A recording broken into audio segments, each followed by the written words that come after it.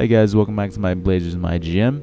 It's been a while actually since I've last traded a player. You guys probably thought I was going to say last made a video. I'll say that in my next episode probably. But seriously, as my mic almost falls, I really need to fix this problem. This is the longest season. Out of the first season, out of the second season, this first season especially, I was just trigger happy with trades, doing them left and right, not even caring about team chemistry, completely disregarding everything about this Blazers team. But now I've actually taken into account that, I made a nice fancy intro for the fresh start of season 3. I don't want to get rid of all these phases I made at the intro, and then by the end of the season only maybe possibly 3 or 4 of them will still be on the team. So that's why I took it upon myself to not go trigger happy with trades and be more realistic with the trades. I'm not going to do 50,000 trades throughout the season because the trade deadline is fastly approaching, especially the way I'm simulating games. So this is the first season I've done without a single trade thus far. And that's going to change when the trade deadline comes. I'm going to get rid of some guys that aren't happy with their roles with the team and bring in some fresh, young talent. Now, when that video comes out, you guys will probably either hate me or love me depending on if you like or dislike those certain players or if you think I'm just doing a horrible job with this Blazers MyGM. Personally, at the time, every time you do a trade, you think it's the most amazing trade you've ever done. And that's what I was thinking. When I believe there was 3 or 4 trades, maybe, probably 3. I don't think 4. Who knows? I don't remember. You guys will see in the next episode. And they were all minor trades. I actually kept the starting lineup intact. First year I've ever done that. Wow, I've really come far. Like I literally, from where I'm standing, out the window and to my neighbor's yard, that far. Probably not the best word choice for what I just described, but I've really come a long way. And still, that's not a good word choice. I've really improved. There you go. That's a better word choice with my trading. In the very early pioneer episodes of my Blazers MyGM, there was a new face in almost every single video, and I hated myself for doing it because at the time I thought, it's just a little minor trade. But when you're trading away your bench players for another bench player or a starter, that's in basically every single video. I don't want to see that in every single video. I'd rather much see the gameplay with the team you created.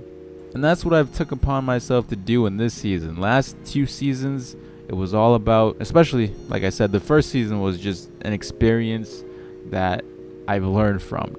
And season 3 has been the best season thus far, and hopefully you guys can agree with me on that. Well, trading and mechanics wise in the MyGM, maybe not the best video wise, considering I'm doing a lot of pre-recorded commentaries like this without doing live commentaries. I don't know what you guys want to see. Do you guys prefer pre-recorded commentaries like this where I just cut up the gameplay, add some of the highlights, and talk about a certain topic, or you would much rather watch my reactions during a play of the game? And I'm pretty sure I asked this from you guys before, but I honestly don't remember what episode I've asked it in. I don't know if it's whether my Spurs MyGM or my Blazers MyGM, because they're both very similar in the things I'm doing with them. So be sure to leave it in the comments so I know what to do, whether to do pre-recorded commentaries like this or live commentaries. And the reason why I took it upon myself to record 3 games in a row, I tortured myself to play 3 games, 7-minute quarters in a row, and decided just to do a pre-recorded commentary because I thought it would give me enough time to get everything settled and just enjoy the game rather than having to talk basically throughout the whole entire 2+ hours, 3+ hours maybe, the time it took to record 3 games. It's crazy how long the games take now because they up the minutes, but that's what you guys wanted, so that's what you guys are going to get.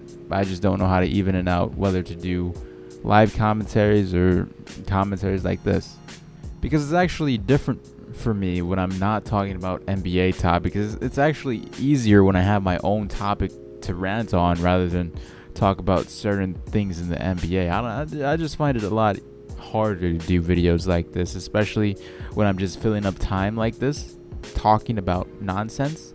This is probably what I do in the majority of my videos, talk about nonsense, repeating the same words I've already stated just to fill up some time and make this video a tiny bit longer. I should stop now, right?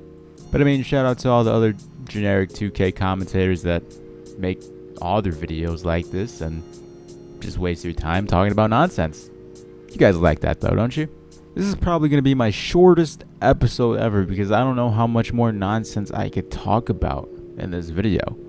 I mean, the team I'm going up against is a nonsense team, the Bucks. Why am I even playing against the Bucks? Well, that's because I rarely ever play on their court. This whole theme of Season 3 so far have been play on an opposing team's court, which I rarely ever see. And that's what I've been doing, and that's probably going to stop sometime after the trade deadline, which is next episode. So since the gameplay is basically about over and the video is about over, I'll just spoil it out for you if it hasn't already been done. But we actually lose to the Bucks. How do we lose to the Bucks? Who knows? Just a horrible game by me and just a tremendous game by them, I guess. And this is what kind of sparked my itchy trigger finger back to trading a few people on my team, because that can't be happening. If we want to go as far into the playoffs, because the past 2 seasons we didn't, we can't lose to teams like this, especially when I'm controlling them. I don't know what I was thinking. Maybe it's the fact that I was playing 3 7-minute quarter games in a row. That could probably be a factor. Who knows? Can't go back and rewind time and find out what I was thinking then, but it would be awesome if I could. But I'll just probably stop talking nonsense now that you guys see the box score. The box score is probably up right now. You guys could look at that all you want, but the next episode, I promise you, will be more entertaining. I'm not going to talk about nonsense like this because we'll be actually trading some players. Anyways, I hope you guys enjoyed. Look out for my Spurs MyGM and more Blazers MyGM soon. I'll talk to you guys later. Bye-bye.